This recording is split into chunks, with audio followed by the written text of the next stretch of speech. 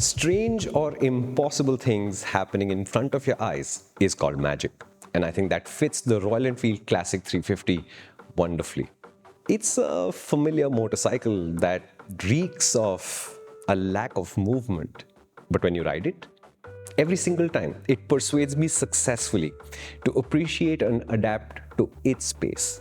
This from a design which fell out of fashion decades ago, maybe, and a motorcycle with an unremarkable dull specification, which happens to dominate premium segment sales. And yes, I don't like slow bikes, but that will surprise you with charm and personality. Here's the summary. The Royal Enfield Classic 350 is a thoroughly enjoyable motorcycle, and how it manages that is kind of hard to explain. So for you, test rides are a must. It's not fast, but with this engine, you can't really call it slow. But however you ride it, it feels laid back, like the beach itself, and it has a very specific rhythm. It goes, changes gears, it turns like that. Sometimes it feels like it brakes like that. On the flip side, there's no vibration, these are reliable, the engine cases will lose their sheen with time, and the bike never will. It also flattens the road into submission, but with a heavy foot, not modern, not sophisticated, but for the most part, effective. It's a strangely charming universe that sort of stopped in time, but acquired fuel injection, optional navigation, and overhead valves. All this weirdly contradictory stuff should not add up. This should not be a powerful riding experience. But I admire it. And Kartikeya, he absolutely loves it. So what's the trick up its sleeve then? Let's start with what it doesn't do. It's as sporty as a donut, as modern as a wall clock. Youngsters discovering speed, motorcycles, quick reactions, they'll probably find the Classic 350 boring. Enfield old-timers and haters will insist that it cannot possibly not have vibration. The other half say they will miss the vibes. It does have the vibe though.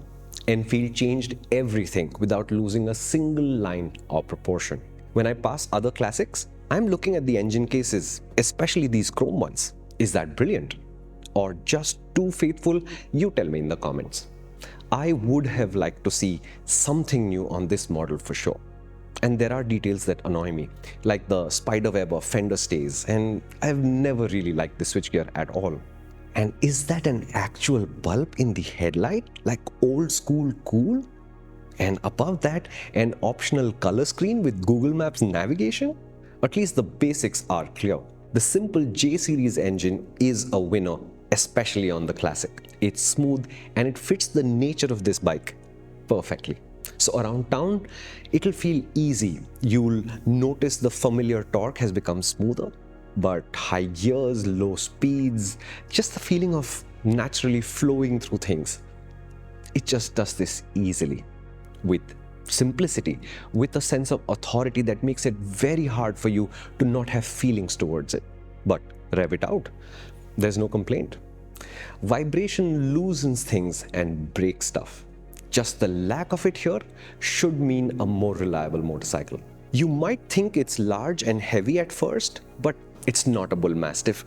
It's a large Labrador, gentle, playful, and good-tempered. The gears are light, not slick. The clutch isn't the lightest either, but it comes together into a peaceful and not slow but slow feeling motorcycle. You'll get through the city so well just by selecting a high gear and rolling on and off the throttle. Out on the highway, 90 feels relaxed, and that's 25 kilometers an hour from flat out, and you can go flat out if you like. There's just a sense of being busy and not of strain or an imminent visit to the mechanic. You'll enjoy riding it more because it is comfortable. The suspension is basic, but it works. What it doesn't like are repetitive small bumps, which is the only way we know how to pour concrete. That's kryptonite. Everything else is hammered into submission. Big bumps just feel small. Does it feel modern? No. Does it feel exquisitely controlled? Also no. But is it effective? Yes. And the brakes fall into the same class. I think they could have been a little bit more powerful and offered a little bit more feedback. The stock seats, they are good, and the bike looks good with or without the pillion seat. On this Classic, it feels a little bit more intimate to ride because the bars are closer to you and the seat is a little bit ahead of where it used to be.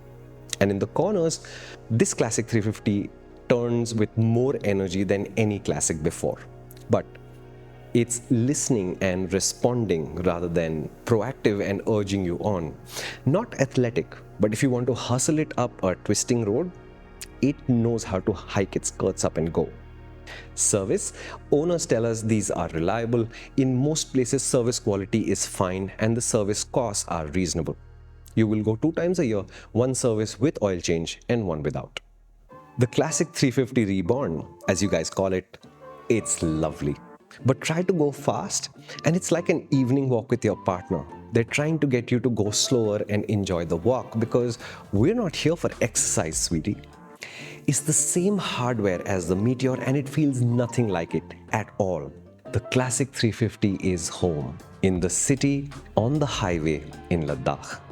It's got gravitas and now a carefree smile. It's an old soul and it embraces it. I do think that the tripper navigation should be standard and included in the price. I think the J series engine needs a sportier tune for bikes like the Hunter. If I never see that switchgear again, it'll be a day too soon. And we know that these engine cases finish will not last. But if you're not from the retro mindset, all of this doesn't matter. You'll find this bike slow and dull. You won't resonate with it and you will hate it. For you, there are options in the market and we should just move on. But one thing is clear.